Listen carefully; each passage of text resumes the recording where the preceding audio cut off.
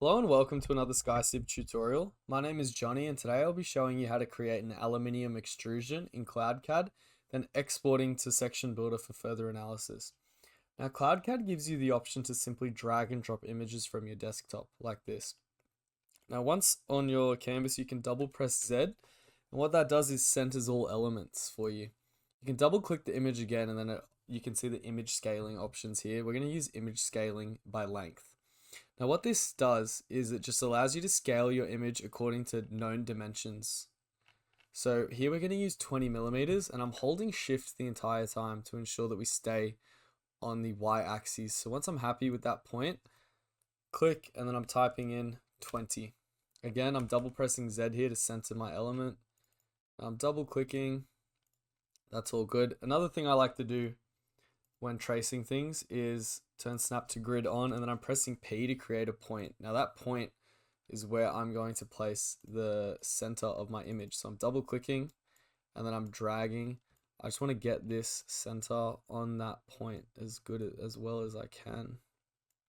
So once I'm happy with that, okay. So once I'm happy with that, I'm clicking. And now I can freeze position. Now what freeze position does is just prevents it from moving around whilst you're tracing your image. Another useful tip before we start tracing is lowering the transparency here so you can see much easier what you're tracing. Another helpful tool is update origin. So I'm going to click update origin on the center point, and now this is the center of our canvas is on the center of our image. Now before we start tracing, I like to constrain my image first. So we know that this top area is 20 by 20. So let's just double check that our scaling worked well. So I'm typing in -20, going again, 20, 20, and here we are. So now we can looks pretty well scaled, quite happy with the positioning. Now we can begin tracing. So going in with the line tool just to wherever I think is right. That looks pretty good to me. Now I'm going to go in with the arc tool to create this lovely arc here. Now that shortcut is A. So all I'm doing is clicking a point where I think looks good. And I think I'm pretty happy with that positioning. Now when there's multiple lines in a row like this, you can press Control L to activate polylines. Now what polylines are, it just lets you create these in succession. So holding shift, happy with my position, holding shift, and I'm just going to do this all the way around. Pretty happy with that. And I just want that to be 0. Perfect. Now we're going to take this line all the way up to the end, and that's all the tracing that needs to be done. So now I'm going to go in and remove some of my construction lines from before. Just deleting those.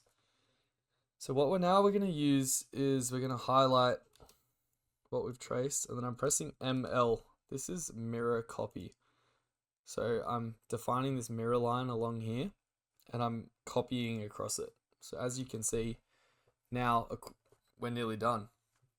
What I will now do is create this interior part. So I'm pressing R for rectangle and I'm just clicking where I think is right once again.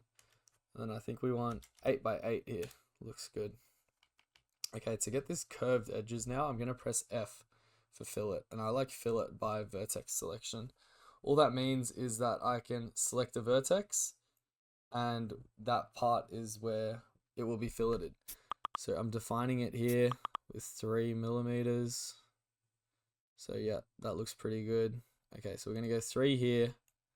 Now we're going to go 2 up here, 1 here, and then I think those side bits are 0.5. Okay, perfect.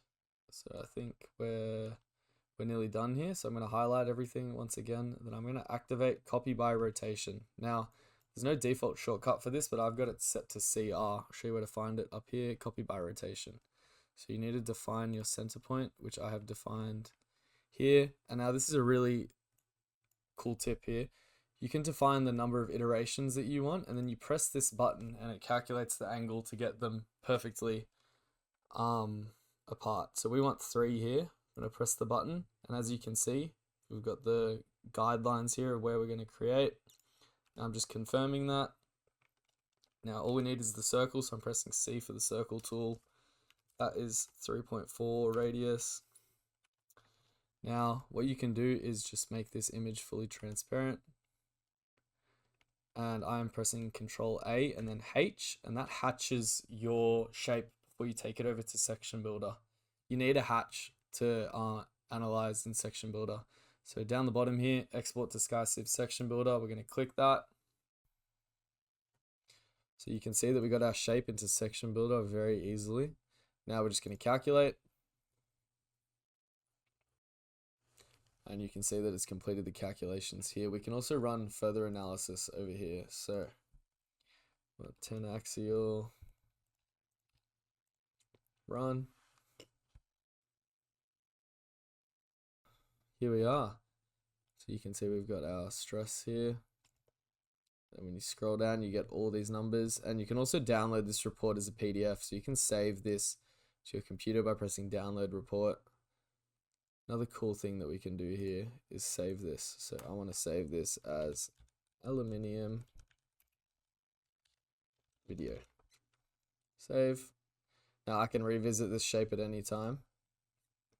And that is how we recreate an aluminium extrusion in CloudCAD and then export to Section Builder for further analysis.